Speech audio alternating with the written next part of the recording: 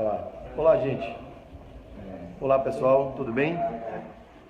Como é que vai? Bom dia para todos. Estamos iniciando aqui mais uma live. Por enquanto aqui eu vou aguardar o pessoal que tiver interesse em entrar, né? Pra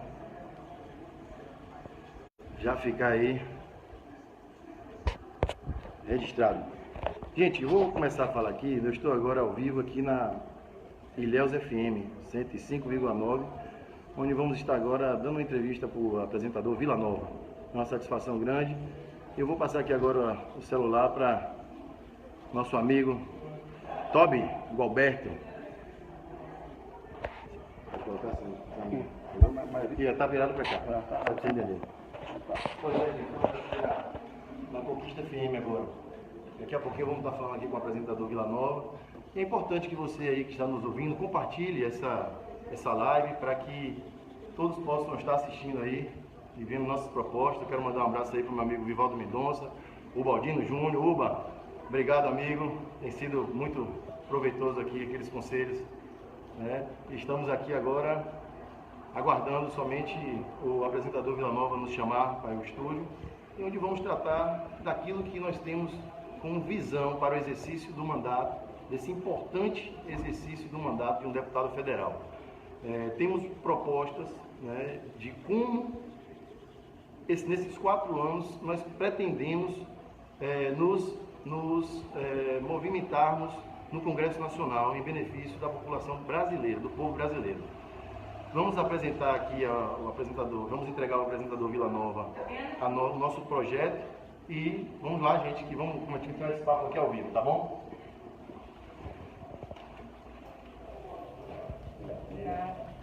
Vila, doutor, tudo bem? Como você está?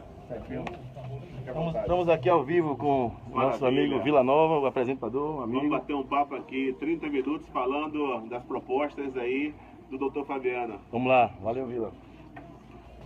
Vocês estão acompanhando a gente aqui ao vivo na live. Daqui a pouquinho a gente entra aqui. Aqui mesmo, Vila? Isso, aí mesmo. Fica à vontade. Obrigado. Jorge, tudo bem, Jorge? Meu amigo, tudo bem? Tudo bem? Vira mais assim, não pra cá. Aí você, quando tiver o Vila estiver falando, seria melhor você ficar aqui, ó. Aqui então, certinho. Fecha a câmera. Pode, inverte a câmera. Inverte a câmera pra você. Que fica agora, vai melhor. Tá invertendo aqui. Perfeitamente, perfeitamente. Já estamos aqui. Deixa eu falar para você aqui da Faculdade Madre Thaís. Olha, vestibular 2019.1 da Faculdade Madre Thaís. Um universo de possibilidades para você. Arquitetura e urbanismo, gastronomia, engenharia civil e elétrica, direito, fisioterapia, enfermagem, biomedicina, ainda serviço social, administração, gestão em RH, logística, farmácia, tecnologia em produção de cacau e chocolate. Oportunidade mesmo, oportunidade de verdade. Um universo de possibilidades para você. Inscrições abertas de 1º de outubro a 24 de novembro, na sede da Faculdade Madre Thaís, no Shopping Tarte ou no laboratório Lide Exato, tá bom? Você pode acessar também faculdademadrethaís.com.br. Para maiores informações, 3222-2330. Faculdade Madre Thaís. Dando prosseguimento à série de entrevistas e para encerrar a nossa série de entrevistas com os candidatos a deputado federal por Ilhéus, converso agora com o doutor Fabiano Rezende, que é candidato a deputado federal pelo PMN. Doutor Fabiano, satisfação ter o senhor no programa, tudo bem? Tudo bem, Vila. Bom dia a todos os ouvintes aí da Ilhéus FM e agradecer pelo convite, Vila, porque isso na verdade é a democracia. As pessoas precisam estar atentas, conhecer sobre propostas e seu programa está prestando esse serviço de utilidade pública a toda a sociedade, não só ilhéense, baiana, mas brasileira. Doutor Fabiano, muito obrigado pelas palavras. Doutor Fabiano, o que motivou o senhor a ser candidato a deputado federal? Vila, há muito tempo eu penso em ingressar na política. Sempre tive uma visão de que política é serviço. E isso desde a época de universidade que eu nutria esse desejo. porém eu tinha alvos pessoais, né, profissionais, que eu precisava ainda vencer e agora, aos 41 anos de idade, já com minha família constituída e me sentindo inteiramente preparado e após 15 anos de uma efetiva advocacia, inclusive no Distrito Federal, eu também tenho OAB do Distrito Federal, conheço aqueles corredores dos ministérios como advogado, defendendo os interesses dos meus clientes, municípios, gestores, e resolvi dar a minha contribuição. Inclusive eu entendo, logicamente que isso pode ser objeto de um debate intenso, que na nossa democracia, aquele cidadão que pretende dar sua contribuição ao exercer um cargo eletivo, deve ter apenas a possibilidade de concorrer a dois mandatos. Não só concorrer, na verdade, é o exercício de 2 mandatos. Isso visando a renovação na política, porque eu creio, Vila, que atenta contra a democracia o exercício de, por exemplo, nós temos aqui informação de um deputado com 8 mandatos concorrendo ao 9º. Isso é lamentável. Não, tem deputados com 10 mandatos na Bahia. Exato. Então, acho que a população brasileira, né, e eu quero me dirigir aqui como população brasileira, já que esse cargo tem esse elevado exercício, esse altaneiro exercício do Congresso Nacional, então, a população brasileira representada aqui pela nossa região. Muito bem. Eu tenho perguntado a alguns candidatos e eu vou perguntar ao senhor também em relação ao Estatuto do Desarmamento. O que pensa, quais são as propostas, qual a avaliação, inclusive, também que o senhor faz em relação ao Estatuto do Desarmamento? Vai trabalhar para revogar esse estatuto? Vai trabalhar para manter esse estatuto? O que o senhor pensa sobre o assunto? Vila, eu vou te dizer o que eu penso, porque eu quero até aproveitar aqui, nós estamos também ao vivo aqui na nossa live, eu já fiz um protocolo aqui do que eu pretendo apresentar para a sociedade. Eu posso te dar uma opinião aqui, como um parlamentar, certamente que nós devemos sim buscar ouvir as pessoas acerca disso. Uma parcela da população brasileira está clamando e eu creio que devemos sim parar para ouvir a população. Então, como parlamentar, eu me comprometo a estar nesse assunto específico, atento. Faz parte do meu projeto, né? O nosso projeto ele tem uma relevância legislativa, porque nós pretendemos, como parlamentar, prestar exatamente uma contribuição naquilo que é da atribuição de um parlamentar, de um deputado federal. Então, o que eu posso dizer em relação a isso é que eu creio que as pessoas têm direitos, têm anseios. Aquilo que for amparado constitucionalmente, certamente que terá, né, o meu apoio. O senhor defende o voto facultativo, é isso? Defendo o voto facultativo, sim, Vila. Por quê? Porque eu penso o seguinte, isso faz parte de um conjunto do nosso exercício do mandato, do nosso projeto, né, que eu quero até te entregar aqui. O nosso projeto chama-se Árvore do Fundamento Democrático. Sim, muito obrigado. Se você passar a página aqui, Vila, por favor, aqui, ó, você vai ver aqui, ó, Árvore, Atuação Parlamentar, Árvore do Fundamento Democrático. Sim, fica à vontade. Olha aqui. Nós temos 3 fases, né? Nós dividimos aqui por 3 fases. Ok. Uma fase que é a raiz, que é a base, nós vamos tratar do resgate constitucional da democracia direta. E isso tem tudo a ver. Todo o poder, Vila, emana do povo.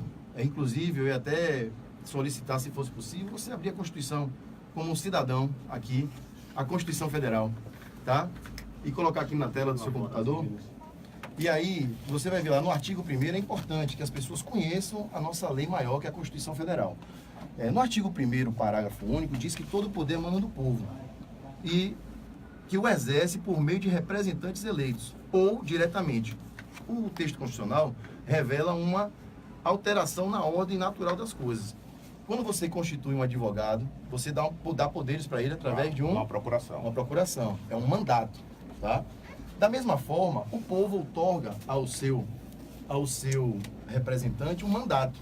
A procuração é quando ele digita na urna o número e aperta o confirma. Ali é a procuração que uma pessoa está dando àquele parlamentar, né? E dentro disso, o texto constitucional diz que o povo exerce o poder através de representantes eleitos. Nós estamos nós temos uma proposta para a gente retornar a primazia da da democracia direta, ou seja, o próprio povo, né, tendo o poder de decidir as coisas referentes à nação. Então, dentro desse contexto, está também o voto facultativo. Se o poder pertence ao povo, por que ele tem que ser obrigado a ir votar, se ele é detentor desse poder? Então, baseado nessas premissas, é que eu defendo o voto facultativo.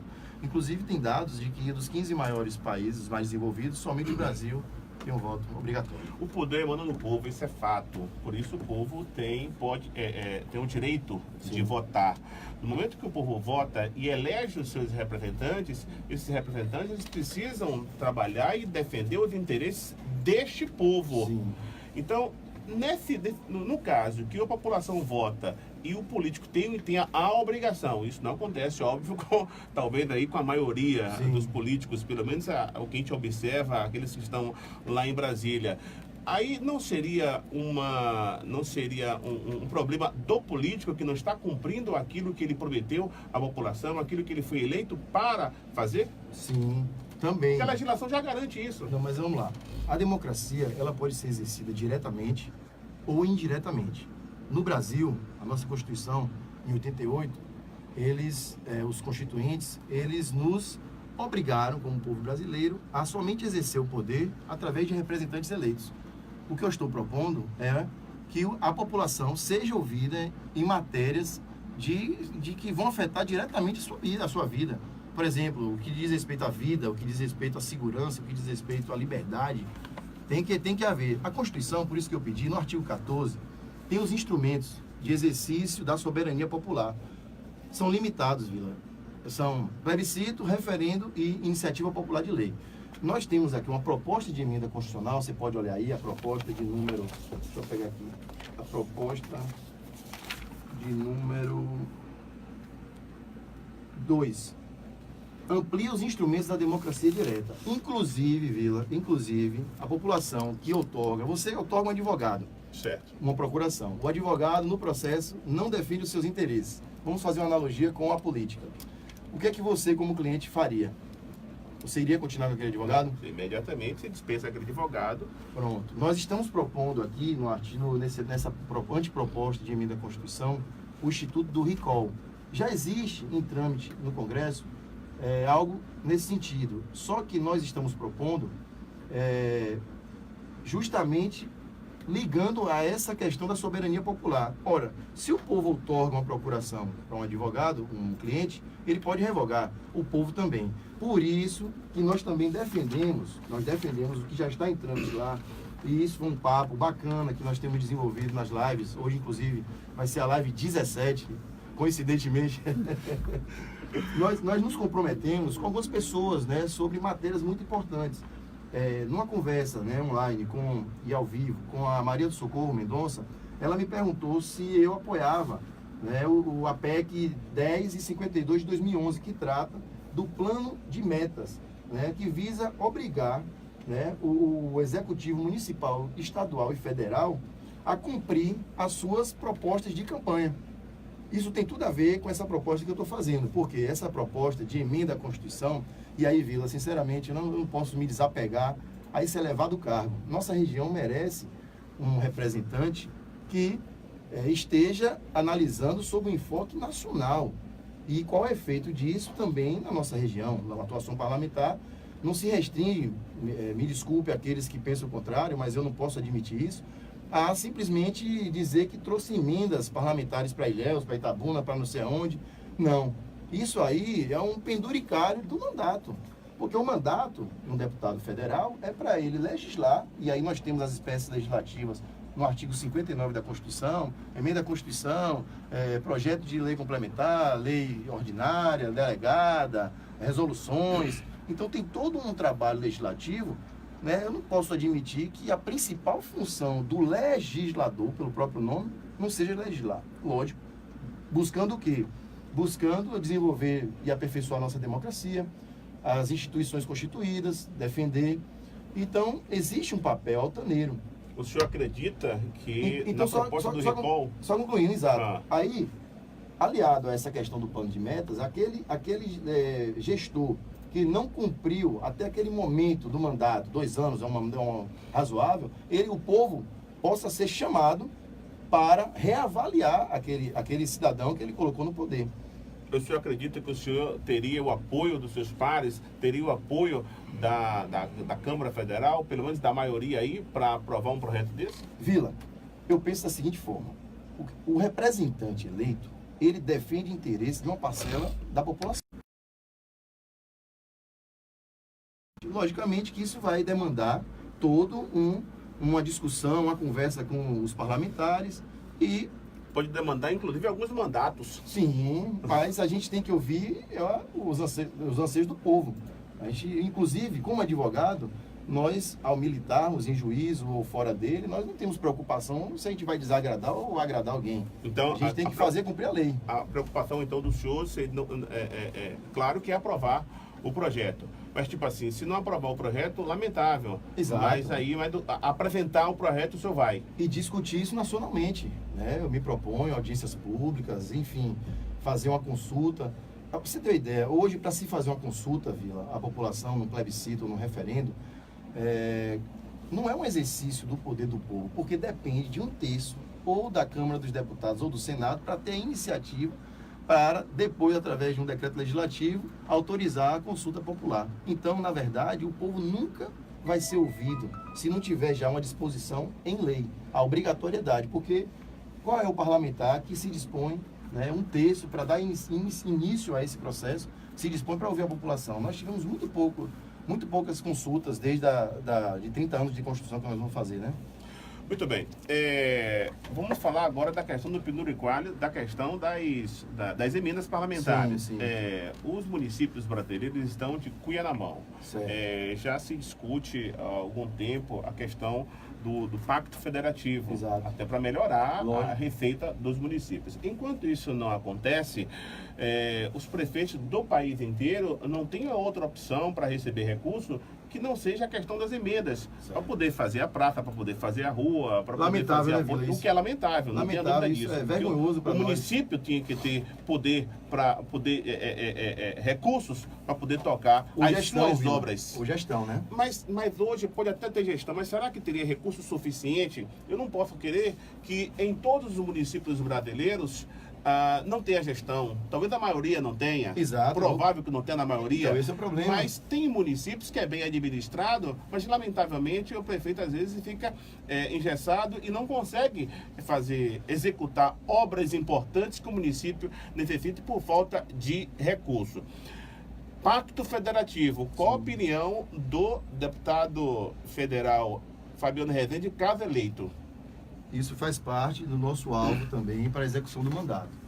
Nós sabemos que os municípios e os estados, nesse pacto federativo, nessa divisão, né, do bolo dos tributos, né, arrecadados, sempre vão estar em desigualdade. Eu, como parlamentar, me proponho a fomentar, a discutir e realmente buscar uma resolução para os problemas dos estados e dos municípios. Enquanto o prefeito ele deixa de ser refém às vezes do deputado com relação às emendas. Exatamente. O que eu vislumbro na democracia é que se cada ator, né, cada representante eleito cumprisse seu papel, as coisas poderiam fluir, né? E quando a gente prioriza mais a política do que realmente a gestão da coisa pública, eu creio que aí tende a degringolar, né? E começa todos os vícios que nós já conhecemos, né? Já sabemos. Em relação a essa questão, inclusive, enquanto não se discute, eu vi que pro outro entrevistado você perguntou sobre segurança pública, né? Nós temos uma anteproposta de emenda à Constituição também para dar atribuição, a competência ao município, ou à União, perdão, no artigo 21 da Constituição. Você que está aí nos ouvindo, está nos assistindo, se interesse pela Constituição Federal, ela é a nossa lei maior, né? Não só a formação do Estado, a Constituição do Estado, mas também os nossos direitos, as nossas garantias como cidadão, como indivíduo, né? Então, no artigo 21, no inciso 14 da Constituição Federal, diz que compete à União organizar e manter Polícia Civil, Militar e Corpo de Bombeiro Militar do Distrito Federal. Isso pela emenda, se eu não me engano, 19, de 98. Essa emenda deu essa atribuição ao município, à União. Nós estamos propondo a criação de um inciso 14A, também está aqui nesse documento, né, que eu acabei de te entregar, para também, justamente, enquanto a União, e acho que a União é que está mas se amarrando para discutir esse pacto federativo, porque os estados e os municípios estão precisando. Tem total interesse. Exatamente, são os maiores interessados. Então, nós estamos... Talvez falte força dos parlamentares junto ao governo federal para discutir isso. Exato. Ou então, às vezes, Vila, é falta de competência mesmo. Porque, infelizmente, esse cargo aqui não é para amadores, Vila. Pelo amor de Deus. Nós estamos aqui legislando, nós estamos tratando de questões federais. Imagine se a gente simplesmente achar que, não desmerecendo qualquer pessoa, porque o nosso sistema permite. Inclusive, eu tenho uma ideia de propor um mínimo de preparo, né, de gestão, de conhecimento da legislação. É uma ideia que eu tenho também de preparar aí um anteprojeto de lei, alguma coisa nesse sentido, né? Mas voltando aqui, criamos através dessa anteproposta de emenda à Constituição, né, que é uma das atribuições do deputado, criamos a obrigatoriedade da União, justamente enquanto não se discute esse pacto federativo, ele tem todo o dinheiro na mão, a União, de prestar auxílio financeiro aos estados para remuneração. E estamos também apresentando aqui essa anteproposta, logicamente que eu quero depois discutir com a sociedade. Não é uma coisa imposta, logicamente que eu tenho que ter um trabalho intelectual para apresentar, porque senão minha campanha é vazia. Seria vazia se eu não tivesse, né, algo palpável para a população. Isso aqui tem a ver com toda a população brasileira. A União prestar auxílio financeiro para subsídios e salários e para equipar também as polícias civis, militares e os corpos de bombeiros militares dos estados, tá? De onde vem o dinheiro? Da mesma forma como foi feito com o Distrito Federal, um anteprojeto de lei também já está preparado também, tanto a anteproposta de emenda que precisa, isso é uma engenharia jurídica, Vila, por isso que eu digo que isso não é espaço para leigos, é um espaço para pessoas que tenham realmente, né, condição de representar uma região com qualidade. Ou que pelo menos tenha uma boa assessoria. Exato, também. Mas eu penso o seguinte, que um legislador, ele tem que ter uma assessoria. Agora ele tem que ser o carro-chefe, ele tem que pensar, ele que tem que bolar, ele que tem que imaginar, ele tem que vislumbrar dentro dessa estrutura do Estado o que ele pretende modificar. Então, criaremos um fundo através de um anteprojeto de lei, que já está pronto também, nós temos aqui, eu acho que é o número 6, já está criado o fundo de onde vai vir esse dinheiro, assim como vem um fundo para as polícias do Distrito Federal, também teremos para o Estado. É uma luta, né, Vila? Mas essa é a nossa proposta. Não simplesmente resolve a vida, né, dos policiais e da segurança pública. Porém, eu tenho certeza que todo servidor público, que ele é bem remunerado e que ele tem condições de trabalho, desenvolve mais. Então, a sociedade ganha como um todo. Reforma do Judiciário é necessário? Confesso também, Vila, que eu tenho pensado algumas coisas, né? Por exemplo, nós hoje temos o 5º Constitucional, onde 1/5 dos tribunais, das vagas dos tribunais, são ocupadas por advogados. Nós temos outras carreiras jurídicas, né? E também pelo Ministério Público. Temos a Defensoria Pública, temos os procuradores do Estado. Eu tenho uma anteproposta de emenda também para criar o terço constitucional. O terço constitucional significa dizer que 1/3 dos integrantes do Tribunal de Justiça dos Estados, dos Tribunais de Justiça dos Estados e dos Tribunais Regionais Federais será composto por defensores públicos, procuradores do Estado, advogados e membros do Ministério Público. 2/3 daqueles que já estão na carreira, né, do Judiciário. Então, seria uma mini reforma, então? Não, na verdade, é apenas defender interesses dessas classes, dos defensores públicos e também dos procuradores do Estado, dos estados, no caso. Entendeu? Agora sim, também é muita coisa, Vila, é um mandato, 4 anos, parece que é pouco para o que você imagina. Eu pretendo também, nessa fase caule, nessa fase de sustentação, regulamentar, ou pelo menos fazer um estudo e a possibilidade de começar a regulamentar os artigos da Constituição Federal que não foram objetos de regulamentação até hoje. Sim. Até hoje. Então, é também um trabalho nosso. Da mesma forma, eu tenho um enfoque, né, quanto à legislação do meio ambiente. Eu creio que nós devemos ter uma discussão séria, porque hoje nós não podemos conceber nenhum desenvolvimento que não seja observando a sustentabilidade, porque nossa geração hoje já está sofrendo muito pelo que já foi feito no passado. E eu, Vila, confesso que eu E as penso muito... estruturas vão sofrer mais ainda. Exatamente. É fato. Quanto, principalmente nossos recursos hídricos, eu tenho uma preocupação muito grande em relação a isso. Então, como deputado, eu também tenho esse compromisso de fazer um pente fino na nossa legislação, visando justamente isso. E tudo aquilo que for voltado, né, ao meio ambiente, a gente tem uma atenção especial. A questão da nossa matriz energética, né, a gente verificar a nossa legislação quanto a isso, né, as energias renováveis, os nossos recursos naturais, recursos hídricos, enfim. É uma preocupação que eu tenho. E acaba falando agora da reforma trabalhista que foi feita. Inclusive, a primeira sentença dessa reforma trabalhista foi dada aqui em Ilhéus, do Dr. Cairo Júnior, posteriormente reformada, mas foi dada aqui em Ilhéus essa primeira sentença. E foi discutida no Congresso, atingiu, claro, a todos os trabalhadores, do fato de se tratar de uma reforma trabalhista, mas tem muita gente que diz que vai trabalhar para revogar. E que é necessário revogar, porque essa reforma trabalhista não beneficiou o trabalhador de modo geral. O deputado federal Fabiano pensa da mesma forma, tem propostas, vai trabalhar também para revogar a reforma trabalhista ou não? Vila, eu, como te disse, apresentei para você aqui o que eu pretendo focar no meu futuro eventual exercício de mandato. Inclusive, terminando o programa, vou me debruçar aqui, para que eu não conheça as suas propostas. São muitas aqui, pelo que eu estou observando. Sim, isso não é estanque, Vila, porque desde que eu apresentei também para a Faculdade de Ilhéus até hoje, já tem modificações aí, outras coisas vão surgindo. Em relação à reforma trabalhista, eu confesso a você, Vila, por não atuar, né, na área trabalhista como advogado, eu perguntei a alguns colegas o que eles achavam, né? E assim, não é do meu alvo, do meu foco me debruçar sobre isso. Agora, logicamente que toda matéria que tiver em pauta, eu estarei me posicionando. E aí, somente com estudo realmente aprofundado, eu confesso que eu não tive esse interesse, porque não é uma pauta agora. Eu tenho pensado algumas coisas para a gente também inovar e crescer. A nossa Constituição, ela preconiza a livre iniciativa. Então, isso aí a gente tem que entender qual é o alcance constitucional disso. Então... fazer uma interpretação dessa livre iniciativa. Exato, empreendedorismo, né? Essa questão também trabalhista. Eu já tive a oportunidade de morar no exterior um pequeno período e o vínculo que a gente tinha lá era um vínculo muito simples.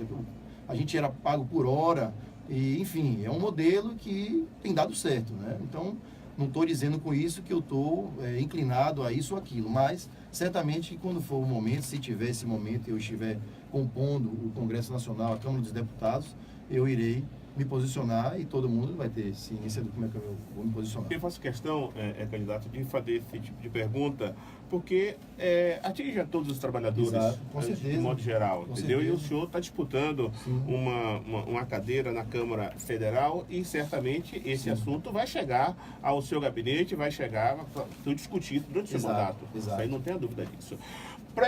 Reforma previdenciária. Por algumas vezes o presidente Temer tentou fazer, não conseguiu, foi barrado por algumas oportunidades, mas está dizendo que até o final desse mandato vai tentar de novo, não sei se consegue. Talvez num próximo mandato, o próximo presidente da República vai de alguma forma fazer uma reforma, talvez não no modelo do presidente Temer, mas vai tocar nesse assunto. Sim, previdência é algo muito sério, Vila, porque trata da fase mais, eu creio, talvez a mais importante, que é a final da pessoa. Então, e também para aqueles casos em que realmente são necessários, né, o benefício. O que eu penso, né? Ouvir, né, a sociedade civil, e eu confesso a você que eu sou muito inclinado, Vila, a uma previdência, né, justa, né, que haja realmente justiça. O que eu vejo na previdência é a execução disso aí, né? Nós sabemos muitos casos de fraude, e isso aí certamente causa um prejuízo, né? Então, reforma da Previdência também não é algo que eu me debrucei para ter como pauta, mas da mesma forma, como eu sempre pautei minha vida, eu vou me posicionar. Agora, eu não creio que seria assim importante a gente fazer uma coisa atropelada. Tem que ter bastante cautela, tem que ter bastante, ouvir bastante, até porque, como eu estou dizendo ali, nós somos representantes eleitos. Então temos que ter essa paciência de ouvir o clamor da população. Eu penso dessa forma. Esse é o meu espírito em relação a esse assunto. Na nossa conversa, claramente se percebe que o senhor quer fazer o seu papel de legislador. Sim. Isso é fato. De fazer fazer as reformas necessárias, aquilo que for necessário, apresentar os projetos de leis necessários. O senhor falou pouco de emendas parlamentares e quando citou emendas parlamentares, falou em penduricalhos. O senhor é contra as emendas parlamentares? Não sou, mas eu penso, Vila, que aquele candidato que simplesmente fala de emendas é porque ele talvez não tenha profundidade nas principais atribuições do deputado. Emenda parlamentar vai surgir, Vila, na necessidade, logicamente. O que é, trocando em miúdos, uma emenda parlamentar? É a possibilidade de a gente utilizar desse artifício, né? Segundo o início da coisa, seria para democratizar um pouco o orçamento público, porque o deputado, por estar mais próximo das suas bases, conhecendo as dificuldades, ele poderia destinar recursos para situações de relevância nos seus municípios de base, enfim. Logicamente que nós iremos utilizar isso, Vila. Agora, eu não creio que seja... Até porque vai estar à sua disposição isso, exato. Né? Você vai negar, né? Também não pode. Entendeu? A minha crítica em relação apenas a esse tomar lá da cá, esse comércio que muitas vezes é feito, infelizmente, com algo muito sério, né? Agora, uma outra função de um deputado é fiscalizar o executivo. E não tenha dúvida que, como um fiscal do Executivo Federal, nós não daremos, daremos uma canseira, realmente, para que as políticas públicas, que isso é importante, a fiscalização tem também uma função principal, que é garantir que as políticas públicas que estão disponíveis no nível federal cheguem à sua região. E isso é um papel importante de um deputado numa região, tá? Falando em região, inclusive, Vila, eu tenho um projeto que eu quero submeter aqui aos cacauicultores, aos produtores. Nós nos debruçamos sobre um projeto muito interessante. Já houve uma apresentação disso na década de 80. Transformar a CEPLAC, não só num órgão vinculado ao Ministério da Agricultura, mas numa autarquia. E nesse projeto, Vila, muito interessante, eu gostaria que você lesse, depois comentasse, se fosse o caso, nós vamos sim, não existe essa questão de dizer que vai depender do executivo. Não, existe a possibilidade sim desse mútuo que foi prestado aos cacauicultores, desses empréstimos, eles serem sim, vamos dizer, não trocando em miúdo, perdoados. Anistiados, sim. Isso defende a anistia da dívida. Lógico, porque foi uma orientação errônea da CEPLAC. Isso a gente tem que admitir, entendeu? O poder público, ele tem que rever os seus atos, E eu estou propondo aqui um anteprojeto de lei, eu tenho um anteprojeto de lei, deixa eu só pegar, de lei complementar, porque tem que ser através de lei complementar, não é uma lei ordinária, Vila, que aqui a gente trata, A CEPLAC, a gente sabe que não é um âmbito só daqui da região, ela está onde existe produção do cacau, ela está, Então, por esse anteprojeto de lei complementar, que é o nosso número 2, nós instituímos o complexo geoeconômico e social denominado Cacau Ambientalmente Sustentável. Transforma a comissão executiva do Plano da Lavoura Cacaueira, CEPLAC, na Agrecacau, Agência Regional de Desenvolvimento da Lavoura Cacaueira, com natureza jurídica de autarquia. Mudaria também a sua finalidade? Não. Nós teríamos dentro da finalidade, nós poderíamos ampliar, tá? Sim. Mas ela transformaria algo que já existe numa autarquia para que possa melhor executar os seus projetos. Temos que investir também na pesquisa, então, eu acho que é uma medida salutar para ser discutida. Isso aqui não significa dizer que eu vou chegar simplesmente e empurrar lá no Congresso e dizer, pessoal, deu entrada. Não, vamos discutir. Eu estou apresentando aqui a minha proposta. Não é uma proposta de boca, não é uma proposta que está escrito. E estamos prevendo aqui, para aquelas pessoas que têm interesse, eu advoguei, Vila, para alguns cacauicultores. Problemas com o PESA, o PESA 1, 2, aí teve. Eu conheço um pouco desse problema, dessa problemática, e eu fiquei muito sensibilizado. No artigo 31 que eu estou propondo, diz que, em virtude do disposto no artigo anterior, fica o procurador jurídico da agência autorizado a renunciar aos direitos sobre que se fundam as ações relativas a dívidas originárias de créditos rurais que envolva a matéria tratada no presente artigo. Então, existe toda uma defesa aqui nesse anteprojeto, né? Eu defendo isso, sim, eu tenho inclusive, eu conheço pessoas que foram muito prejudicadas com essa situação que foi gerada na nossa região, e eu creio que a lavoura cacaueira tem uma importância, sim, no nosso desenvolvimento regional. Eu tenho observado que tem gente que defende mais crédito. Mas como vai defender mais crédito se a pessoa não está com o nome limpo? Sim. Tem que limpar o nome primeiro. Exatamente. E também temos aqui também uma previsão de fomentar crédito. Entendeu, Vila? Então é isso. Candidato, nosso tempo está esgotado. Sim. Eu agradeço a sua participação e deixo aqui 1 minuto para o senhor fazer suas considerações finais. Tá bom, gente. Eu agradeço aqui ao Vila Nova mais uma vez. Eu acho que é a terceira vez que eu vim aqui. Na primeira vez falamos sobre a ficha limpa, a lei da ficha limpa, a lei complementar que alterou a lei complementar 6490. Depois estive aqui como procurador-geral do município para tratar da questão dos precatórios, que eu creio que foi um avanço. Não se pode olhar o futuro, pensar o futuro se a gente não resolver o passado. Por isso que essa lei também é importante. E, minha gente, dentro da atribuição do deputado federal, eu me proponho a realmente executar essa importante carreira, né, política, essa carreira no sentido de você ter um caminho para percorrer de uma forma altaneira, da forma como se deve tratar esse cargo, esse importantíssimo cargo na estrutura do nosso país. Um cargo tão importante que o presidente da Câmara, a Câmara que representa o povo brasileiro, né, ele pode se tornar um presidente da República, imagine. Né? Então é um cargo muito importante, não existe espaço para amadores ou simplesmente para aquela mesma conversa de vou fazer e vamos propor. Não, nós estamos propondo, queremos discutir com toda a sociedade, temos feito isso nas lives. Quero inclusive, Vila, convidar a todos aí para ouvir nossa live aí às 20 horas, vai ser uma live finalizando esse trabalho que a gente fez pela internet, sem recursos, mas foi muito gratificante e peço a todos que meditem, porque nossa região unida precisa ter um nome. Se a gente simplesmente dividir, a gente fica sem uma representação, tá bom? Então, no dia 7 de outubro, 3322, Fabiano Rezende, deputado federal. Conto com todos e assista a nossa live hoje às 20 horas. Um abraço a todos e um beijão. Um grande abraço, boa sorte. Conversei com o candidato a deputado federal pelo PMN, Fabiano Rezende, encerrando a nossa série de entrevistas com os candidatos a deputado federal por Ilhéus. Estamos encerrando o nosso programa. Um grande abraço, muito obrigado. Eu vim aí, pastor José Valdo Oliveira, com um bom dia na graça. Fique ligado, porque às 10 tem Jeremias Santos com o Manac do Jeremias. Ilhéus FM, a sua rádio conteúdo.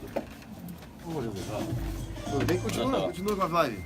A gente vai falar mais um pouquinho, deixa eu só cumprimentar o pessoal. É isso, Oswaldo, a gente se fala. Tá bom, viu? Valeu, Vila. Satisfação. Um abraço. Lê aí, Vila, depois a gente discute isso aí. Vou fazer isso, tá vou bom? fazer isso.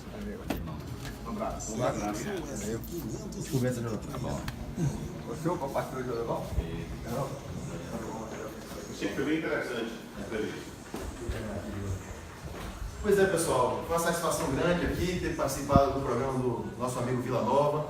É importante para que a população, né, conheça, né, realmente o que faz um deputado, primeiramente, e quais são as propostas dos nossos candidatos. Eu acho que Vila Nova contribuiu muito com a nossa região ao promover, né, eu achei o formato muito bacana, porque na Faculdade de Ilhéus ficou uma coisa muito travada e a gente realmente teve alguma dificuldade. Não, eu tive, mas eu percebi que poderia ter melhorado ali para poder contribuir com a democracia.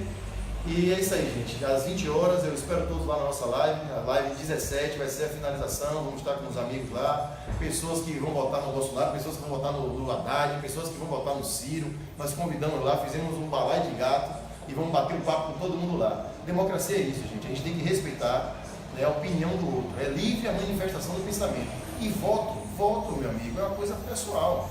Tá bom? Então, um grande abraço e até a noite. Um abraço.